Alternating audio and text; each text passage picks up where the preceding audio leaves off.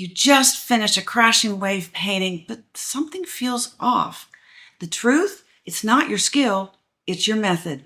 Imagine painting waves that feel like they're moving without masking fluid or gouache. Conventional methods fail because they interrupt the flow of watercolor. I struggled with this for years until an accidental backwash changed everything. By the end of this video, you'll paint with that same energy. Let's break it down.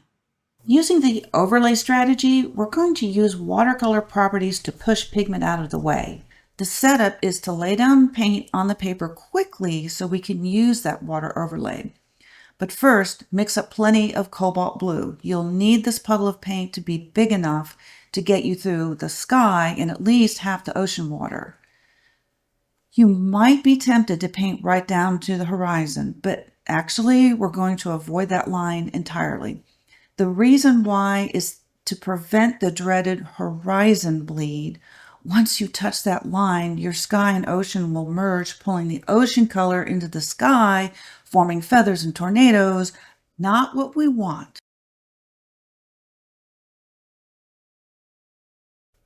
Notice how I not only painted in the sky and 2/3 of the ocean, I also painted the rocks.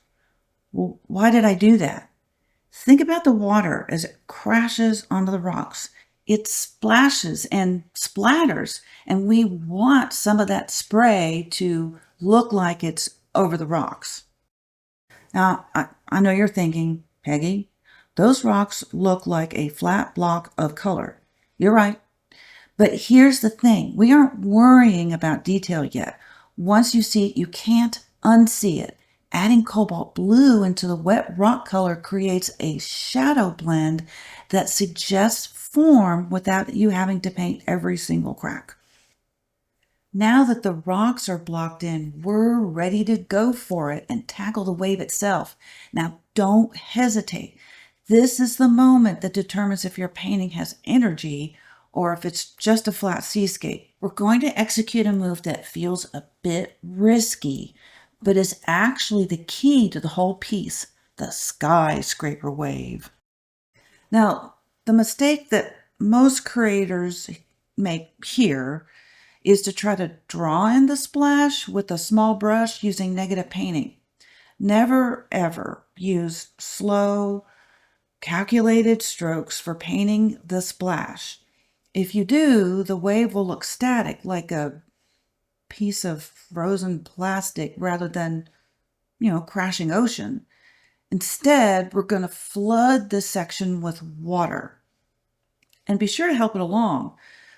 Pushing the bristles help guide the water and can lift color to reveal white paper.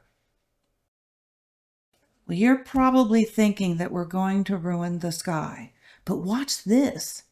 Here is why you can trust this process. When you use a heavily loaded brush, the water will migrate into the sky naturally. That's what will show the energy of the crashing waves against the rocks. When you commit to this upward motion, you aren't just adding water, you're capturing the physics of the spray. The reason this works so well is because the watercolor on the paper is still slightly damp, and that allows the new skyscraper splash to melt into the atmosphere rather than sitting on top of the paper. There are two things we can't forget before moving on to the next crashing wave. Do not forget to put some undersea green in your ocean. Without it, the color of the water will look kind of unnatural. Also, put some shadow on the left side of the spray to make it three-dimensional.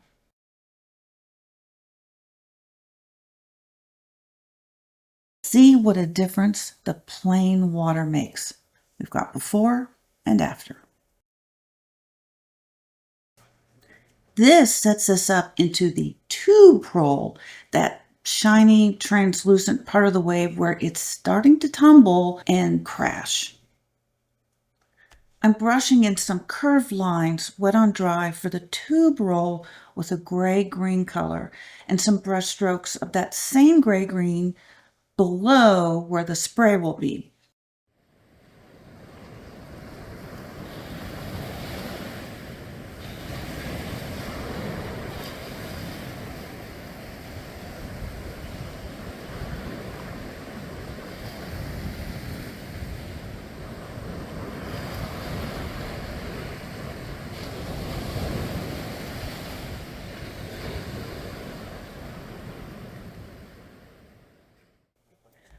The skyscraper wave still needs some shaping, and I can do that and start to suggest spray on the crashing part of the tube roll.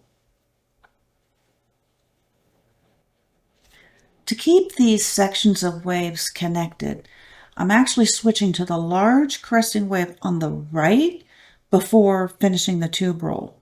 Remember, we're working wet into wet, and directing backwashes can still happen as long as the paper is damp. Think of it as kinetic energy in a pyramid of water. It catches the sunlight within it, and that's the challenge. Most people try to use a single color, but actually, it's a process of playing with the different values of gray-green to create depth. We start with a mix of cobalt blue and undersea green. When you leave small gaps in the water at this stage, you aren't just leaving holes, you're suggesting foam on that part of the wave. The reason this works so well is that it lets the white of the paper work for you. We need to act now to create the spray on this cresting wave waiting to tumble. Here's the setup. Brush in some water on the ocean, brush in some gray-green, and go for the backwash. The backwash is growing, but watch how I continue to add droplets of water to shape it the way that I want it to be shaped.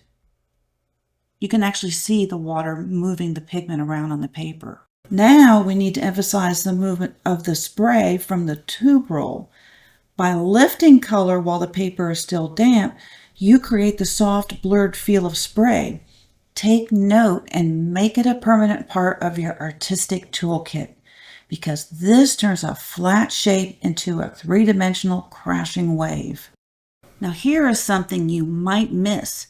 I've lost the connection between the cresting wave on the right and the crash from the tube roll. What's the fix? I'll lift out some pigment, and voila, the connection is reestablished.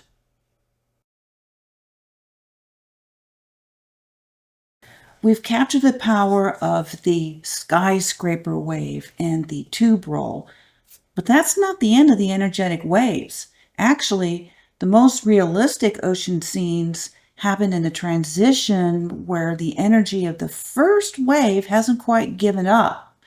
We're going to paint that residual surge.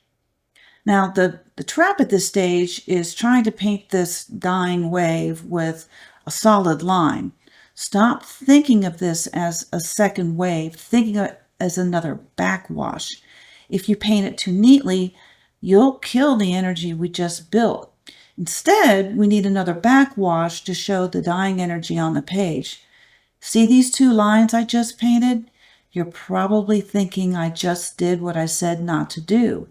But wait, they are the beginning of this next backwash. Here's where it gets counterintuitive. We're going to turn those two solid brush strokes into the smallest crashing wave yet.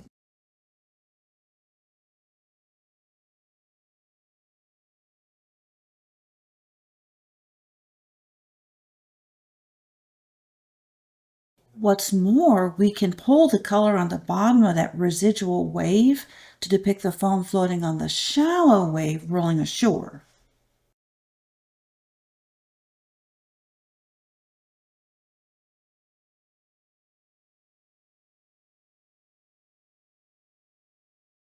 I'm pulling the color forward using that gray color as the water reflecting the sky and raw umber to reflect the rocks. Now you're probably looking at the bottom of your paper thinking, how do I actually make the sand look wet? Well, most people reach for a dark brown, but if I were you, the first place I'd look is the sky. We're going to use a technique I call the mirror gradient, because wet sand doesn't just look like dirt. It acts like a mirror that reflects the atmosphere above it. When you paint this gradient, start with your sky color only a few shades darker. Blend it into a light raw umber. The reason this works so well is that it creates a psychological cheat code for the viewer's brain to see moisture on the surface of the sand. Now, a mistake you might make is waiting too long for the paper to dry to paint the rocks. Don't wait for the sand to turn matte after you paint this gradient. You need to add your rock reflections right after you've laid in that gradient. If you do wait for the paper to dry, the reflection of the rocks will sit on top of the sand like a sticker instead of them sinking into it. So be sure to paint that right away. I'm pulling that sky color forward and mixing in raw umber for the rocks. Now, you might think the reflections should be light, but actually reflections in wet sand are always darker than the objects themselves. By using the sky to paint the ground, you've unified the whole piece. You didn't just paint a beach, you captured a moment in time, the moment where timing is perfect for a wet into wet finish.